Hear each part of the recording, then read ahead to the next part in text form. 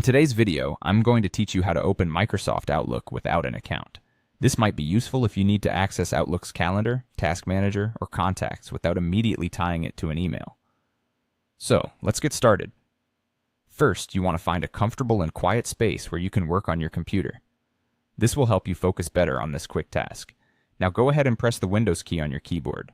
For those who might not be familiar, the Windows key is usually located at the bottom left of your keyboard and has the Windows logo on it.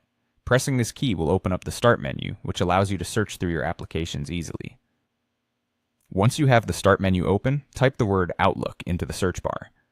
The search bar is typically at the bottom of the Start menu, waiting to help you find what you're looking for. As you type, the system will automatically start searching and filtering through your programs to find Microsoft Outlook. Within a few seconds, you should see it appear in the search results. After you see Microsoft Outlook in your search results, you can proceed by pressing Enter on your keyboard.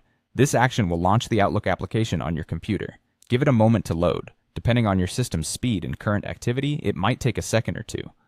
Once Outlook launches, it will come to life on your screen. But don't be surprised when it first opens and immediately prompts you to add an email account. This pop-up is just something built into the software. It wants to connect you to an email service so you can send and receive messages. However, in this case, you're not setting it up with an email account right away. You can simply close the setup window. To do that, look towards the top right corner of the setup window for an X button. It's universally known as the close button. By clicking on it, you'll close the setup window and get it out of your way. And there you have it. Outlook will now stay open without an account being linked to it. This means you can explore its features and enjoy what it offers without committing to any particular email account at this moment.